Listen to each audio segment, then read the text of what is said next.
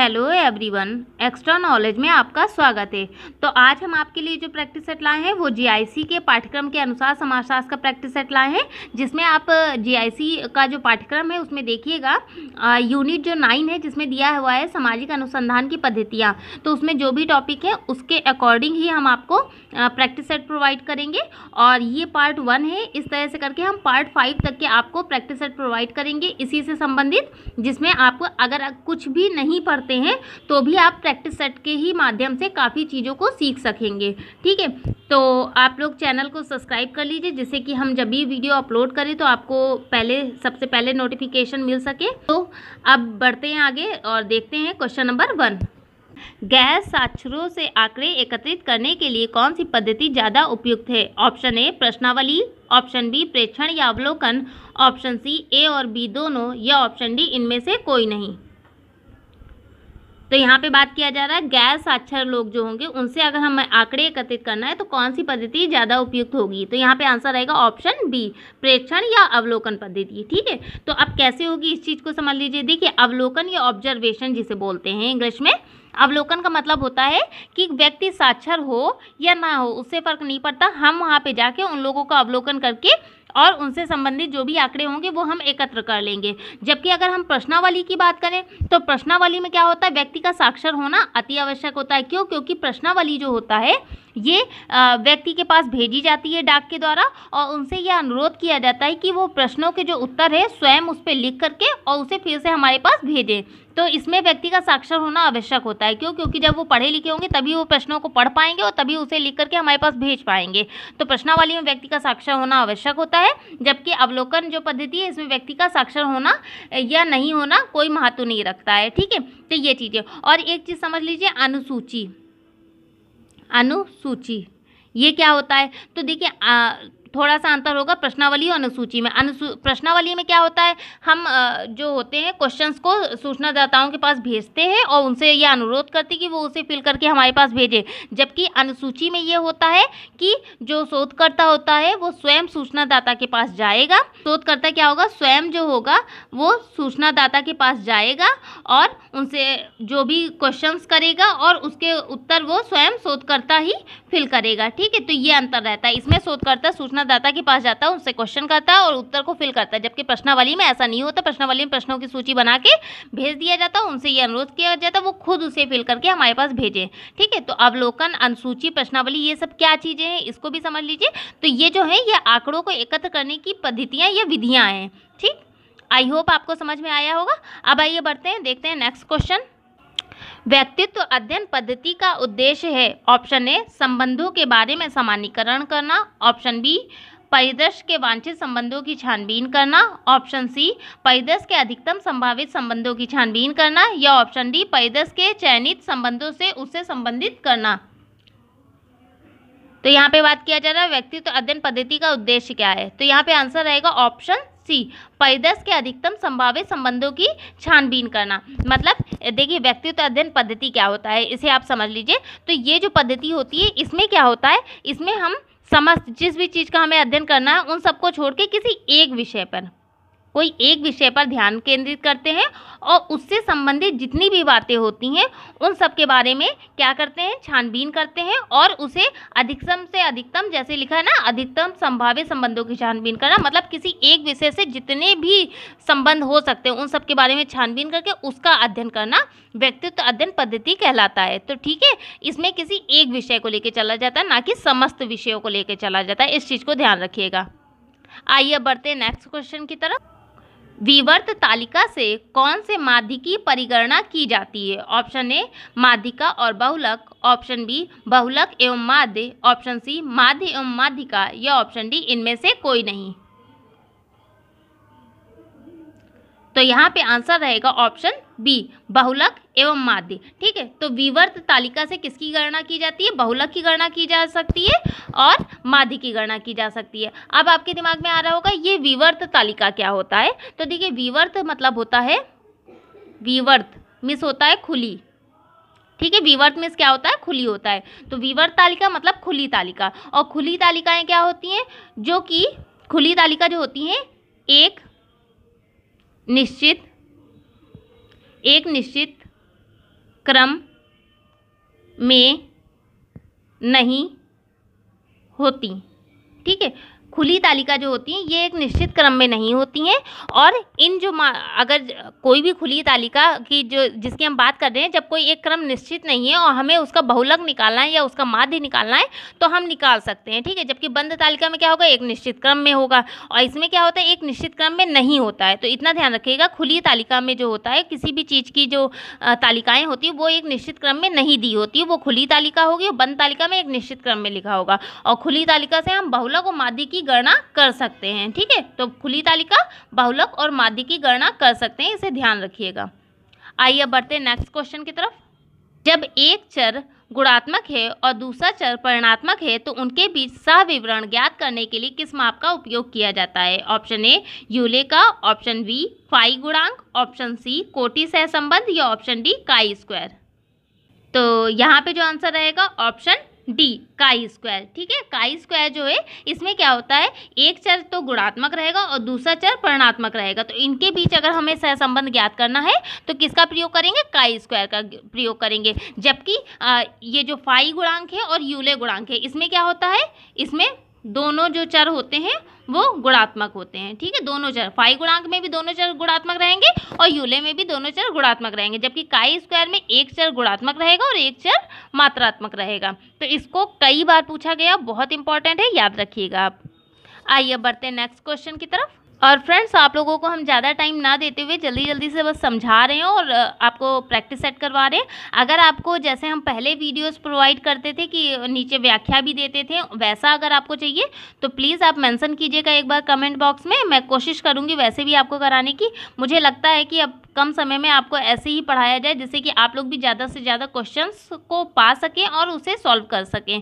ठीक है, तो और आपको अगर पीडीएफ चाहिए तो आप टेलीग्राम चैनल को ज्वाइन कर लीजिए और हमारा फेसबुक पेज भी ज्वाइन कर सकते हैं, जिसमें आपको स्टडी रिलेटेड चीज़ें मिला करती हैं। ठीक है, तो आइए अब देखते हैं नेक्स्ट क्वेश्चन, जो कि निम्नांकित पद्धतियों में से कौन सी प्रायिकता प्रतिचयन के नाम से जानी जाती है? ऑप्शन ए समष्टि से लॉटरी द्वारा चयनित प्रतिदर्श, ऑप्शन बी जो उपलब्ध है उसमें से चयनित प्रतिदर्श, ऑप्शन सी शोध के उद्देश्यों को ध्यान में रखते हुए प्रतिदर्श चयन, या ऑप्शन डी विभिन्न वर्गों के उत्तरदाताओं को ध्यान में रखते हुए चयनित प्रतिदर्श। तो यहाँ पे क्या आंसर होगा, प्रायिकता प्रतिचयन के नाम से जानी जाती है। तो देखिए यहाँ पे जो आंसर रहेगा ऑप्शन ए समष्टि से लॉटरी द्वारा चयनित प्रतिदर्श को प्रायिकता प्रतिचयन के नाम से जाना जाता है। अब प्रायिकता को संभावित के रूप से भी जान सकते हैं। संभावित मतलब जिसकी अधिकतर चीज़ों में आने की संभावना रहती है। जैसे लॉटरी में क्या होता है, कई सारे नाम होते हैं, तो सभी के आने की संभावना रहती है कि कोई भी चीज़ों को अगर हमने लॉटरी में लगाया है तो उसमें क्या होता है, सभी लोगों के नाम डाले जाते हैं, अब कोई भी चुना जा सकता है। लेकिन इसी चीज़ को यहाँ पर बताया जा रहा है कि जब किसी चीज़ में कई सारी चीज़ों को डाला गया और सभी के आने की संभावना बनी रहे तो उसे लॉटरी द्वारा चयनित प्रतिदर्श या प्रायिकता प्रतिचयन के नाम से जाना जाता है। आई होप आपको समझ में आया होगा। अब आइए बढ़ते हैं नेक्स्ट क्वेश्चन की तरफ। दो गुणात्मक चरों के बीच सहविवरण ज्ञात करने के लिए कौन सी सांख्यिकी का उपयोग किया जाता है? ऑप्शन ए फाई गुणांक, ऑप्शन बी यूले का, ऑप्शन सी ए और बी दोनों, या ऑप्शन डी इनमें से कोई नहीं। तो देखिए यहाँ पे अभी हम आपको ऊपर समझा चुके हैं, जब काई स्क्वायर पढ़ाया है तब मैंने बताया है इसका आंसर। तो देखिए यहाँ पे आंसर रहेगा ऑप्शन सी ए और बी दोनों। तो गुणात्मक चर बोला जा रहा है, अभी मैंने ऊपर बताया था कि जब एक चर गुणात्मक हो एक परिमाणात्मक हो तो वो काई स्क्वायर होगा, लेकिन जब दोनों चर गुणात्मक हो तो उसे फाई गुणांक या यूले का भी बोलेंगे। तो यहाँ पे जो सांख्यिकी के लिए उपयोग किया जाएगा वहाँ पे फाई गुणांक और यूले दोनों सही रहेगा, ए और बी दोनों आंसर होगा इसका। ठीक है, आइए बढ़ते नेक्स्ट क्वेश्चन की तरफ। आवर्तक वितरण के चित्रात्मक निरूपण को क्या कहा जाता है? ऑप्शन ए आयात चित्र histogram, option B monogram, option C hologram, या ऑप्शन डी स्कोलोग्राम। तो यहाँ पे आंसर रहेगा ऑप्शन ए आयात चित्र या हिस्टोग्राम। तो यहाँ पे बात किया जा रहा है, देखिए आप समझ लीजिए, आवर्तक वितरण के चित्रात्मक निरूपण। ठीक है, तो आप लोगों ने सुना होगा ग्राफ के बारे में। ग्राफ जो होता है, ग्राफ कई तरह के होते हैं। तो एक जो ग्राफ इस साइड इस तरह का होता है, एक ऐसे दिया होता है, फिर ऐसे दिया होगा, फिर ऐसे दिया होगा, फिर एक ऐसे दिया होगा। तो इस टाइप का जो है ये क्या कहलाता है जो चित्रात्मक निरूपण है, ये कौन सा ग्राफ कहलाता है, आयात चित्र या हिस्टोग्राम। तो यहाँ पे आवर्तक के बारे में बात किया जाए तो आवर्तक वितरण जो होगा वो आयात चित्र या हिस्टोग्राफ के नाम से जाना जाता है। तो इस तरह का जो होगा, अगर आपके पास ये डायग्राम बन के आ जाए, इसे क्या बोला जाता है, तो इसे बोला जाता है हिस्टोग्राम। ठीक है, आइए अब बढ़ते हैं नेक्स्ट क्वेश्चन की तरफ। सूची 1 को सूची 2 से सुमेलित करना है। तो देखिए ये क्वेश्चन थोड़ा सा बड़ा है, तो इसे समझने की कोशिश कीजिएगा, बाकी हम आंसर तो बता ही देंगे। तो ऑप्शन ए में दिया गया है किसी परिदृश्य की प्रारंभिक मोटी समझ विकसित करने की चेष्टा, और उसके आगे दिया है वर्णन। ऑप्शन बी दिया है अध्ययनाधीन परिदृश्य या किसी समष्टि के लक्षणों का ठीक ठाक मापन और उनकी सूचना देना, और उसके आगे दिया गया स्पष्टीकरण। ऑप्शन सी दिया गया सिद्धांत से निकली चीज़ों की प्रकृति के बारे में विशिष्ट अपेक्षा का विवरण, और तीसरा दिया गया खोजबीन। या ऑप्शन डी दिया गया है अध्ययनाधीन परिदृश्य के विभिन्न पहलुओं के बीच संबंध की खोज और सूचना देना। ठीक है, और उसके आगे दिया गया परिकल्पना, और नंबर 5 दिया गया विश्लेषण की सूचना।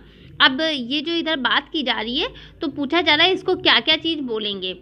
तो अब हम आपको इसको समझा देते हैं। ठीक है, इसका आंसर तो बता ही देंगे, फिर भी समझा भी देते हैं। देखिए बात की जा रही है ऑप्शन ए में कि किसी परिदृश्य की प्रारंभिक मोटी समझ विकसित करना। तो जब हम किसी भी परिदृश्य किसी भी चीज़ों से संबंधित हम मोटी समझ विकसित करते हैं तो उसे क्या बोलते हैं, उसे बोलते हैं परिकल्पना। ठीक है, उसे क्या बोलते हैं, तो परिकल्पना। तो इसका जो एक आंसर होगा वो होगा परिकल्पना। वहीं दूसरा जो बात किया जा रहा है कि अध्ययनाधीन परिदृश्य या किसी समष्टि के लक्षणों का ठीक ठाक मापन या उसकी सूचना देना। तो अगर हम कोई भी चीज़ों का अध्ययन कर रहे हैं तो उसके मापन के लिए या उसकी सूचना देने के लिए कुछ जो आंकड़े एकत्रित करेंगे, उसके लिए क्या करेंगे, उसके लिए हम करेंगे खोज। तो यहाँ पे आंसर होगा खोज। पहले मोटी समझ विकसित किया, परिकल्पना, फिर उसके लिए कुछ चीज़ों को इकट्ठा किया जो उसकी सूचना दे सके, उसके लिए हम खोज करेंगे। फिर तीसरी बात की जा रही है कि सिद्धांत से निकली चीज़ों की प्रकृति के बारे में विशिष्ट अपेक्षाओं का विवरण। तो अब हम विवरण देंगे तो मतलब क्या करेंगे, स्पष्टीकरण करेंगे। जब हम किसी जो भी सिद्धांत निकला है उसका हम स्पष्टीकरण देने के लिए हम क्या करेंगे, उसे विवरण करेंगे। तो यहाँ पे आंसर रहेगा स्पष्टीकरण। और जो चौथा दिया गया है, और देखिए चौथे में बात किया जा रहा है कि अध्ययनाधीन परिदृश्य के विभिन्न पहलुओं के बीच संबंध की खोज या सूचना देना। तो ये जो होगा ये होगा विश्लेषण की इकाई। तो यहाँ पे आंसर होगा, देखिए पहले मोटी समझ विकसित किया वो परिकल्पना हो गया, फिर ठीक ठाक उसका मापन या सूचना देना वो खोज के आधार पे होगा, फिर उसका विवरण देंगे स्पष्टीकरण के रूप में, और फिर क्या करेंगे, पहलुओं के बीच के संबंध की खोज या सूचना को हम जो करेंगे वो क्या होगा, वो विश्लेषण की इकाई होगी कि किस आधार पे हम सूचनाओं को दे रहे हैं। तो उस आधार पे आंसर जो रहेगा ऑप्शन बी रहेगा। तो इसका आप स्क्रीनशॉट ले लीजिएगा और इसको एक पास लिख करके और अब समझ लीजिएगा। ठीक है, आइए अब बढ़ते हैं नेक्स्ट क्वेश्चन की तरफ। तो फ्रेंड्स हम आप लोगों को जीएस का भी जीआईसी से संबंधित जो भी क्वेश्चंस आए हुए हैं वही क्वेश्चंस प्रोवाइड कर रहे हैं, बट आप लोगों ने ज़्यादा सपोर्ट उसे नहीं किया हुआ है। तो प्लीज़ चैनल को उस वीडियो को भी सपोर्ट कीजिए, जिससे हमारा मनोबल बढ़े और हम आपके लिए अच्छे से अच्छे प्रैक्टिस सेट प्रोवाइड कर सके जीएस के भी, जो कि आपके एग्जाम के लिए काफ़ी हेल्पफुल रहे। आइए अब देखते हैं नेक्स्ट क्वेश्चन। किसी अनुसंधान के निर्णयों को दोहराने की योग्यता को क्या कहते हैं? ऑप्शन ए वैधता, ऑप्शन बी विश्वसनीयता, ऑप्शन सी चमत्कारिता, या ऑप्शन डी जवाबदेही।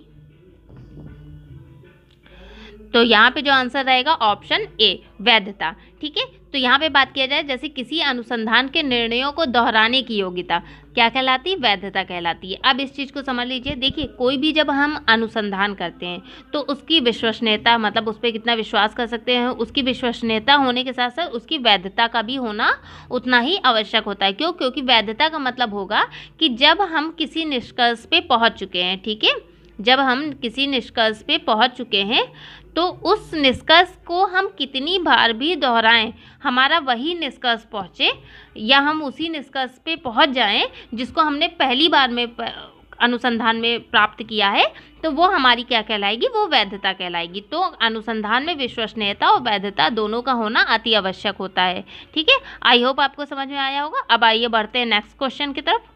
प्रति हजार व्यक्ति मृत्यु की संख्या का परिकलन किस मापन के नामित पैमाना या मापनी से किया जा सकता है? ऑप्शन ए स्तर पैमाना, ऑप्शन बी क्रम सूचक पैमाना, ऑप्शन सी अनुपात पैमाना, या ऑप्शन डी अंतराल पैमाना। तो यहाँ पे बात किया जा रहा है, देखिए प्रति हजार व्यक्ति की संख्या का अगर परिकलन कर रहे हैं तो कौन से पैमाने के लिए सबसे उपयुक्त मापन होगा, कौन सा पैमाना? तो देखिए यहाँ पे जो आंसर रहेगा ऑप्शन सी अनुपात पैमाना। ठीक है, आप इसको समझिए कैसे अनुपात पैमाना। जैसे बात किया जा रहा है प्रति 1000 व्यक्ति की मृत्यु दिया हो या जन्म दिया हो, कुछ भी दिया हो, तो 1000 पे बात किया जा रहा है। अब मृत्यु हमने मान लिया 200।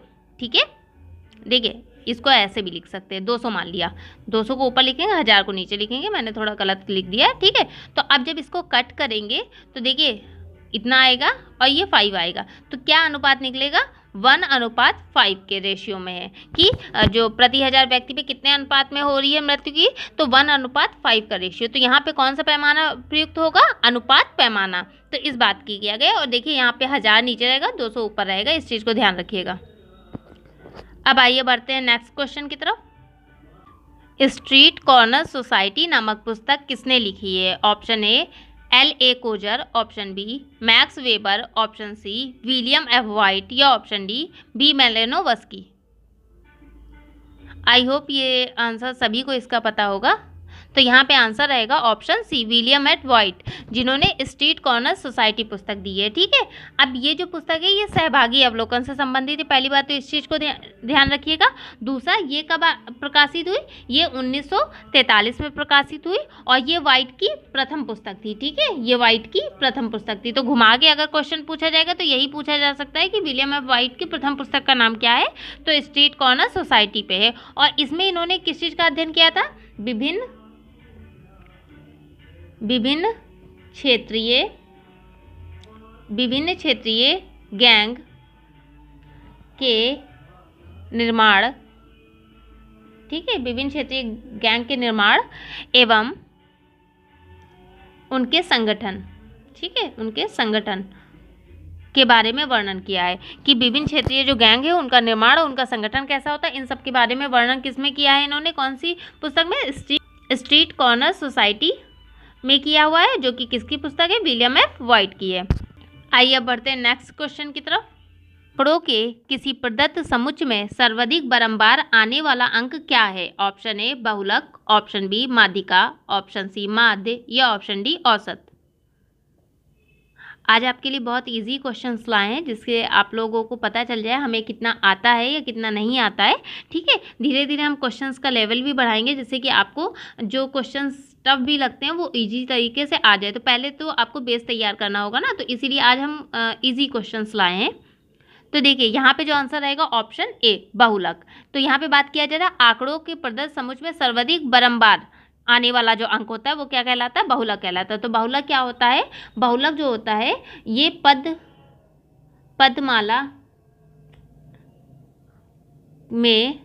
पदमाला में सर्वाधिक आवृत्ति। ठीक है, पदमाला में सर्वाधिक आवृत्ति जिस अंक की होगी उसको क्या कहेंगे? बहुलक कहेंगे, आवृत्ति अंक। ठीक है, जैसे कि 1 2 3 1 3 2 4 5 3 ऐसे दिया है। तो अब देखिए यहाँ पे 3 कितनी बार? 1 बार, 2 बार, 3 बार 3 आ गया। तो मतलब जो अंक सबसे ज़्यादा बार होगा वो क्या कहलाएगा? वो बहुलक कहलाएगा। इतना ध्यान रखिएगा बस। आइए अब बढ़ते हैं नेक्स्ट क्वेश्चन की तरफ। परास अथवा विस्तार क्षेत्र किसका माप है? ऑप्शन ए केंद्रीय प्रवृत्ति, ऑप्शन बी प्रसार, ऑप्शन सी सहचार या ऑप्शन डी सहसंबंध।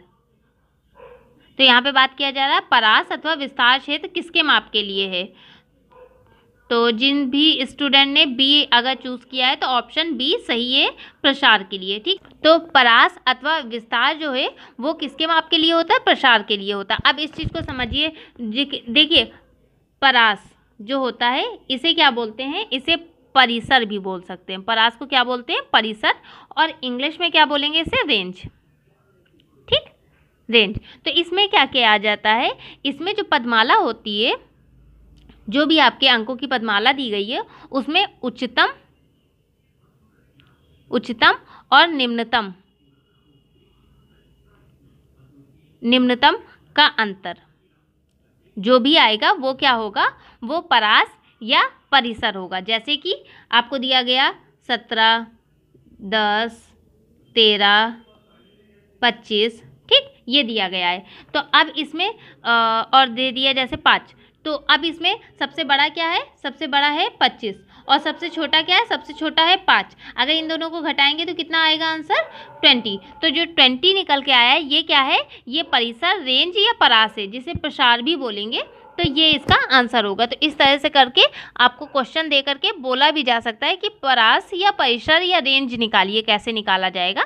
तो ये आंसर आएगा। या लिख करके आ जाए उच्चतम और निम्नतम का अंतर क्या कहलाता है, तो वो परास, विस्तार या परिसर या फिर रेंज। इसके चारों नाम को याद रखिएगा, ठीक है। आइए अब बढ़ते हैं नेक्स्ट क्वेश्चन की तरफ। रैंक सहसंबंध के परिकलन हेतु सूत्र किसने प्रतिपादित किया है? Option A Spearman, option B Pearson, option C Yule या ऑप्शन डी गैरेट।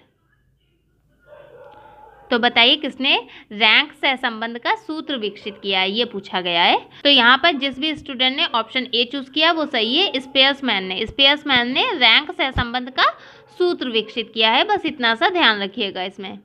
आइए बढ़ते हैं नेक्स्ट क्वेश्चन की तरफ।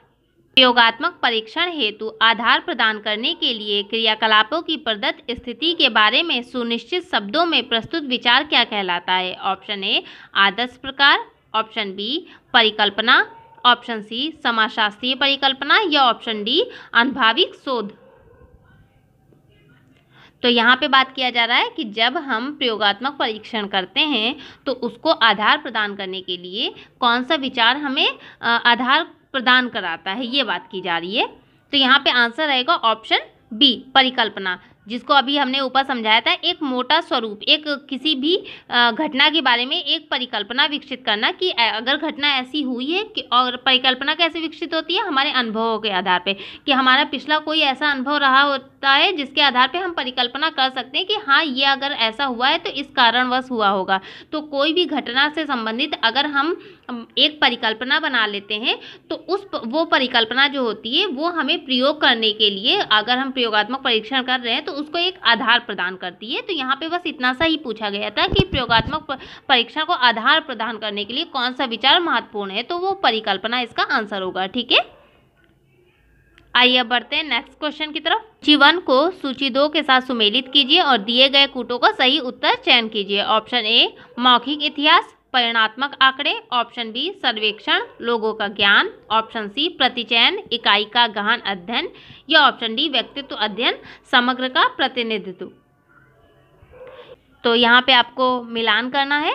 तो देखिए मौखिक इतिहास का मतलब होगा ये आप लोगों का ज्ञान, ठीक है। अब इसको समझ लीजिए फिर हम आगे आपको बता दें। जैसे मौखिक इतिहास, तो मौखिक इतिहास का मतलब होता है कि किसी भी विषय क्षेत्र जिसके बारे में हम अध्ययन कर रहे हैं उसके बारे में लोगों के मुंह से जानकारी लेना कि वो लोग उसके बारे में कितना ज्ञान रखते हैं। तो मौखिक इतिहास मतलब होता है लोगों से पूछ करके हम आंकड़े एकत्रित करते हैं, तो लोगों का ज्ञान जो कि मौखिक इतिहास से संबंधित है। वहीं सर्वेक्षण का जो मिलान करेंगे वो होगा परिणात्मक आंकड़े। अब सर्वेक्षण क्या होता है? सर्वेक्षण के द्वारा जो होता है विभिन्न बिंदुओं पे आंकड़े एकत्रित किए जाते हैं। जैसे हम जिसका अध्ययन कर रहे हैं उसके लिए हमें जो आंकड़े एकत्रित करने हैं वो किसके द्वारा? सर्वेक्षण मतलब सर्वे करके। जैसे आपके यहाँ भी बहुत सारे लोग सर्वे करने के लिए आते होंगे, तो वो क्या करते हैं, वो आंकड़े एकत्रित करते हैं। जैसे आपके घर में पूछते नहीं कितने भाई बहन है, कितने लोग लेडीज है, कितने जेंट्स है, ये क्या होता है? ये सर्वे के माध्यम से चीज़ें परिणात्मक मतलब अंकों में आंकड़े एकत्र किए जाते हैं, वो सर्वेक्षण से मिलान करेंगे। वहीं प्रतिचयन का मतलब होता है समग्र का प्रतिनिधित्व। प्रतिचयन को इंग्लिश में बोलेंगे सैम्पलिंग। सैम्पलिंग मतलब होता है सैंपल को आप समझ लीजिए। सैंपल क्या होता है? कहते नहीं है किसी चीज़ को कि एक सैंपल दिखा दो। सैंपल मतलब होता है वो सभी चीज़ों का प्रतिनिधित्व कर रहा है। तो वैसे ही जब हम किसी घटना का अध्ययन करते हैं तो उसके लिए एक सैम्पलिंग जो कि सभी चीज़ों का समग्र का अध्ययन करता हो उसको हम मान करके उसके ऊपर अध्ययन कर लेते हैं और उससे सब चीज़ों का अनुमान लगा लेते हैं। तो वो प्रतिचयन मतलब समग्र का प्रतिनिधित्व करेगा वो चीज़ों का। और यहाँ पे जो 4 दिया गया व्यक्तित्व अध्ययन, इसमें बात करेंगे इकाई का गहन अध्ययन। अब व्यक्तित्व अध्ययन हमने अभी आपको ऊपर समझाया था कि इसमें समग्र चीज़ों को छोड़ करके किसी एक विषय पर अध्ययन करना। जैसे कि आप पहले क्या होता था, बहुत सारे सब्जेक्ट को पढ़ते थे, फिर क्या हुआ लास्ट में अब आप जब MA करते हैं तो क्या होता है किसी एक विषय का एकदम समग्र अध्ययन करते हैं, फिर आप सारे विषयों को छोड़ देते हैं। उसके माध्यम से ही आप जैसे कि आप परीक्षा दे रहे हैं तो किसी एक विषय को लेके दे रहे हैं, तो ये क्या होगा, ये व्यक्तित्व अध्ययन के आधार पे इसको समझ सकते हैं, ठीक है। तो उस हिसाब से जो आपका आंसर बनेगा यहाँ पे जो आपका आंसर रहेगा ऑप्शन बी रहेगा। इसको आप भी स्क्रीनशॉट ले लीजिएगा और अच्छे से समझ लीजिएगा। आइए बढ़ते हैं नेक्स्ट क्वेश्चन की तरफ। विशेषता किससे संबंधित है? ऑप्शन ए गुणात्मक चर, ऑप्शन बी परिमाणात्मक चर, ऑप्शन सी स्थिरांक या ऑप्शन डी उपयुक्त में से कोई नहीं। तो यहाँ पे आंसर रहेगा ऑप्शन ए गुणात्मक चर। ठीक है, विशेषता का मतलब ही होता है गुणात्मक। गुणात्मक मतलब होता है जैसे आपके अंदर भी कुछ विशेषताएं हैं। अब विशेषताओं को आप कैसे समझोगे? आपके अंदर कुछ गुण होते हैं, तो गुणात्मक चर जो होते हैं उसका तात्पर्य होगा कि गुणों के आधार पे, मतलब देखिए परिमाणात्मक का मतलब होगा मात्रा के आधार पे, मतलब अंकों के आधार पे। तो इससे हमें कोई मतलब नहीं है। विशेषता हमारी किस पे होती है? गुणों के आधार पे। तो विशेषता किससे संबंधित है? गुणात्मक चर के आधार पर संबंधित है। इतना सा ध्यान रखिएगा। ठीक है, आइए बढ़ते हैं नेक्स्ट क्वेश्चन की तरफ। सूची 1 को सूची 2 से सुमेलित करना है और सही कूट का आंसर देना है। तो ऑप्शन ए दिया है अनभाविक, और उसके सामने दिया गया है पूर्वाग्रह से मुक्त ज्ञान। ऑप्शन बी दिया गया है वस्तुनिष्ठ, उसके आगे दिया है व्यक्तित्व दावा, या ऑप्शन सी दिया है तथ्य, जिसके आगे दिया है क्षेत्रीय आधारित आंकड़े, या ऑप्शन डी दिया गया है व्यक्तित्व निष्ठा, उसके आगे दिया है अनभाविक परिणाम। तो इसको आपको मिलान करना है किसका क्या सही है। तो देखिए अब इसको मैं समझा देती हूँ, समझा के आपको बता देती हूँ, फिर उसके बाद आंसर भी बता दूंगी। तो देखिए अनभाविक, अनभाविक मतलब होता है, अनभाविक यहाँ पे बात की जा रही है शोध की। ठीक है, अनभाविक शोध की बात की जा रही है। तो अनभाविक शोध क्या होगा?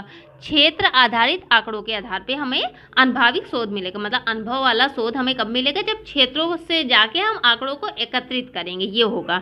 ठीक है, बात किया जाए वस्तुनिष्ठता, तो वस्तुनिष्ठता क्या होता है? पूर्वग्रह, जो हमारे पूर्वग्रह मतलब हमारी जो परिकल्पना होती है, इन सबको हम दूर करके, मतलब हमारी जो भी परिकल्पना हो, जैसे हम जानते हैं पहले से कि कोई बच्चा बहुत अच्छा है पढ़ने में, लेकिन जब हम उसको रिजल्ट पास कर रहे होते हैं, उसको रिजल्ट जब दे रहे होते हैं किसी भी चीज़ के विषय में, तो हमारे जो पूर्वग्रह हैं उनसे दूर हटके कि कैसा भी है क्या भी है उससे नहीं, उसने कैसा काम किया है उसके आधार पे उसे अंक देना, वो क्या होगी? वो वस्तुनिष्ठता होगी। तो पूर्वग्रह से मुक्त ज्ञान मतलब पूर्वग्रह से बिल्कुल अलग होगा, तब वो वस्तुनिष्ठ होगा ज्ञान हमारे लिए, ये बात की जा रही है। और तथ्य को हम मैच करेंगे अनभाविक प्रमाण से। अनभाविक प्रमाण मतलब होता है जब अनुभव के द्वारा हम किसी प्रमाणों को, मतलब इसको आप एक वैसे भी समझ सकते हैं कि जो तथ्य आपका होगा वो जो क्षेत्र है कार्यों से जो मिलता है उन्हें तथ्य, मतलब किसी क्षेत्र से जो हमें प्रमाण मिलते हैं, जो हमें तथ्य एकत्रित होते हैं, उसे बोलेंगे। ठीक है,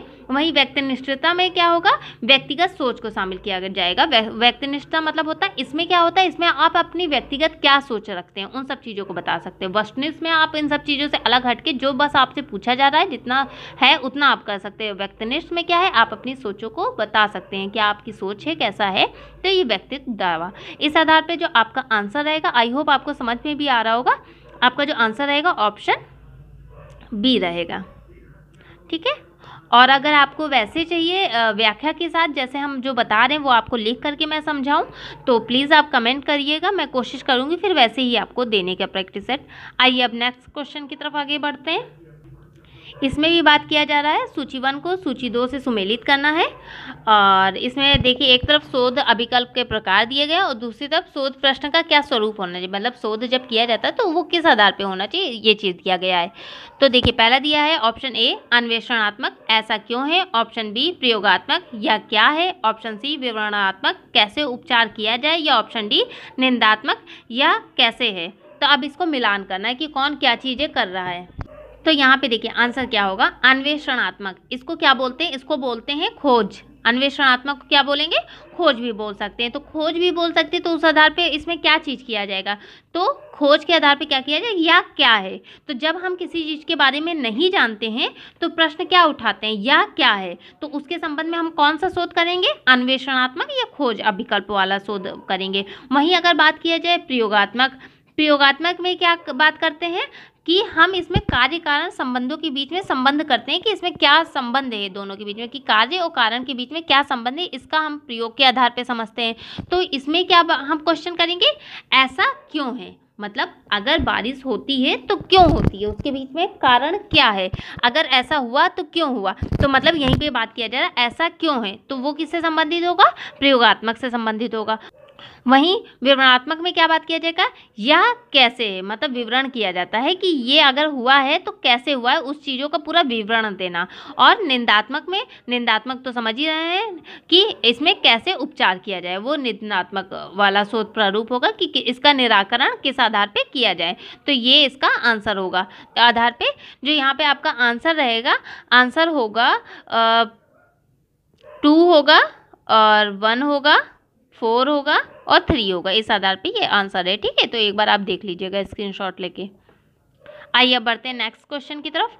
शोध पद्धति समझने का सही अनुक्रम क्या है? ऑप्शन ए घटना की प्रकृति, आंकड़े संकलन की विधियां, सामाजिक विज्ञान का स्वरूप और आंकड़े विश्लेषण की विधियां।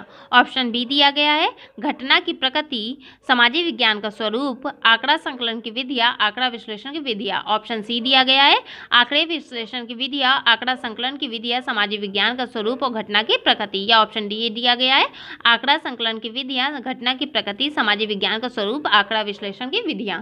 तो यहाँ पे बात किया गया है कि जब हम शोध करते हैं तो कौन सा इसका सही अनुक्रम है, कि सबसे पहले क्या चीज़ हम करते हैं, फिर उसके बाद क्या करते हैं, किसी अनुक्रम में कोई घटना को हम उसके निष्कर्ष पे पहुंचते हैं ना, तो वही शोध पद्धति को समझने का सही अनुक्रम। तो यहाँ पे जो आंसर रहेगा ऑप्शन बी कि घटना की प्रकृति, मतलब घटना जो हुई हो उसकी प्रकृति क्या है, पहले उसे समझते हैं। फिर क्या होता है, फिर सामाजिक विज्ञान को में उसका क्या स्वरूप हो सकता है, उस चीज़ को समझते हैं। फिर उससे संबंधित हम क्या करते हैं, आंकड़ों की संकलन की क्या विधियाँ, मतलब वो जो घटना हुई है उसका जो स्वरूप है उसके आधार पर हम किस विधि का उपयोग करें जिससे हमें सही निष्कर्ष मिल सके। फिर क्या करते हैं, आंकड़ा विश्लेषण की विधियाँ, आंकड़े को संकलन करते हैं, कि संकलन मतलब कि तथ्यों को एकत्र करते हैं, फिर उस पर हम विश्लेषण करते हैं। तो ये उसका शोध पद्धति को सही तरह से समझने का अनुक्रम है, ठीक है। अब आइए बढ़ते हैं नेक्स्ट क्वेश्चन की तरफ। आंकड़ा संकलन के बाद निम्नलिखित सोपानों का सही अनुक्रम क्या है? ऑप्शन ए भरे गए प्रपत्रों का संपादन, कोडिंग, प्रतिवेदन लिखना और सरणीकरण। ऑप्शन बी कोडिंग, प्रतिवेदन लिखना, भरे गए प्रपत्रों का संपादन या सरणीकरण। ऑप्शन सी प्रतिवेदन लिखना, भरे गए प्रपत्रों का संपादन, सरणीकरण या कोडिंग। या ऑप्शन डी भरे गए प्रपत्रों का संपादन, कोडिंग और सरणीकरण। तो यहाँ पे कौन सा आंसर सही अनुक्रम होगा, इस चीज़ की बात की जा रही है। तो देखिए यहाँ पे जो आंसर रहेगा ऑप्शन डी, भरे गए प्रपत्रों का संपादन करना, उसका कोडिंग करना और सरणीकरण करना। ये आंकड़ा संकलन के बाद की क्रिया होती है, ठीक है। तो आंकड़ा करने के बाद देखिए अब इस चीज़ को समझिए, जब आंकड़ा संकलन कर लेते हैं तो उसके पश्चात क्या किया जाता है, कोई भी क्रिया होती है उसकी जाँच की जाती है। फिर क्या होता है, जाँच करना मतलब वही प्रपत्रों का संपादन किया जाता है। फिर क्या होता है, तत्पश्चात कोडिंग किया जाता है। कोडिंग मतलब होता है समान प्रकार के आंकड़ों को चिन्हित किया जाता है कि कौन कौन से समान प्रकार के आंकड़े एकत्रित किए गए, उनका कोडिंग किया जाएगा। फिर लास्ट में क्या किया जाता है, सरणीकरण किया जाता है। मतलब इसमें क्या किया जाता है, इसमें सरणीकरण मतलब उन सब चीज़ों जो समान है उन्हें अलग कर देना, जो दूसरे तरह के समान है उन्हें अलग कर देना, एक तरह से सरणीकरण करना। तो ये अनुक्रम जो आंकड़े संकलित किए गए उनका एक अनुक्रम होता है। लेकिन अगर शोध की बात किया जाए कि शोध में किस तरह से सही अनुक्रम होता है, तो पहले समस्या का निर्धारण होगा, समस्या का निर्धारण होगा, ठीक है। उसके बाद उसके आधार पे हम किसी परिकल्पना का निर्धारण करते हैं कि अगर ये समस्या है तो इससे संबंधित हमारी परिकल्पना क्या है। फिर क्या करेंगे, आंकड़ों का संकलन करेंगे, आंकड़ों का संकलन करेंगे और फिर क्या करेंगे, आंकड़ों का विश्लेषण करेंगे, ठीक है। आंकड़ों का विश्लेषण करेंगे, ये होता है सही अनुक्रम। इस चीज़ को ध्यान रखिएगा, ये अनुक्रम है समस्या निर्धारण, परिकल्पना, आंकड़ों का संकलन, फिर आंकड़ों का विश्लेषण। लेकिन अगर आंकड़ों के संकलन में अनुक्रम पूछ लिया जाए क्या होगा, तो पहले हम जो भी प्रपत्र हैं उनका संपादन करेंगे कि किस आधार पे इनको क्रिया की जांच की गई है, किस आधार पे इन्हें एकत्र किया गया है। फिर उसकी कोडिंग करेंगे, मतलब सब चीज़ों को अलग अलग कर लेंगे। फिर सरणीकरण करेंगे। आइए बढ़ते हैं नेक्स्ट क्वेश्चन की तरफ। सहसंबंध का गुणांक R निम्नलिखित में से किन के बीच संबंध की सीमा इंगित करता है? ऑप्शन ए 2 गुणात्मक चर, ऑप्शन बी 2 परिमाणात्मक चर, ऑप्शन सी 1 गुणात्मक चर और दूसरा परिमाणात्मक चर, या ऑप्शन डी उपयुक्त सभी। तो देखिए जब सहसंबंध की गुणांक की बात किया जाएगा तो ये जो होता है इसके बीच जो होता है दोनों परिमाणात्मक चर की बात की जाती है। अब सहसंबंध गुणांक जो है ये किसने इसके बारे में बात किया है, इसके बारे में बात किया कार्ल पियर्सन ने, ठीक है, कार्ल पियर्सन ने। कार्ल पियर्सन ने सहसंबंध गुणांक को दिया, जिसमें इन्होंने दोनों परिमाणात्मक चर की बात किया है। वहीं अगर दोनों गुणात्मक चर हमने ऊपर आपको बताया था कौन कौन सा था, एक आपका था यूले का गुणांक, ठीक है, और उसके अलावा एक परिमाणात्मक और एक गुणात्मक, ये जो होगा ये क्या होगा, काई स्क्वायर, ये चीज़, ठीक है, तो याद रखिएगा आप। आइए अब बढ़ते हैं नेक्स्ट क्वेश्चन की तरफ। जिन परिवर्तों का परीक्षण किया जाना है उनके बीच के संबंध को कहते हैं। ऑप्शन ए शोध प्रश्न, ऑप्शन बी परिकल्पना, ऑप्शन सी अध्ययन का उद्देश्य या ऑप्शन डी अध्ययन की समस्या। परिवर्तन मतलब जिन चीज़ों का हमें परीक्षण करना है, कोई भी तथ्यों का, तो उनके बीच के संबंध को क्या कहेंगे, उनके बीच का संबंध कैसे जोड़ेंगे, इसकी बात की जा रही है। तो देखिए यहाँ पे जो आंसर रहेगा ऑप्शन बी परिकल्पना। तो अगर कोई घटना है जिसका हमें परीक्षण करना है तो उसके बीच में हम संबंध कैसे रिलेट करेंगे, तो परिकल्पना के आधार पर कि अगर ये घटना हुई है तो किस कारणवश हुई है, तो उसका संबंध जो होगा परिकल्पना के आधार पर होगा। आइए अब बढ़ते हैं नेक्स्ट क्वेश्चन। उस संबंध को क्या कहते हैं जिसमें एक चर में परिवर्तन सदैव दूसरे चर में परिवर्तन को उत्प्रेरित करता है। मतलब एक चर में अगर परिवर्तन होगा तो दूसरे चर में भी परिवर्तन होगा, वो क्या कहलाएगा। ऑप्शन ए सकारात्मक सहसंबंध, ऑप्शन बी रेखीय सहसंबंध, ऑप्शन सी निराधार संबंध या ऑप्शन डी कार्य और प्रभाव संबंध।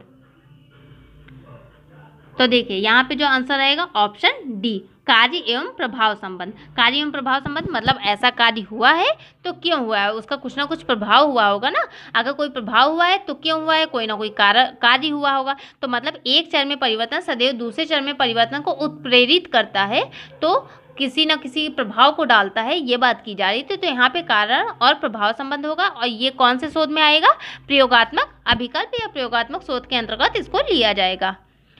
आई होप फ्रेंड्स आपको जो भी हमने क्वेश्चंस प्रोवाइड कराए हैं आपको पसंद आए होंगे और काफ़ी कुछ आपको समझ में आया होगा। प्लीज़ चैनल को सब्सक्राइब कर लीजिए और शेयर कीजिए and thank you for watching my channel.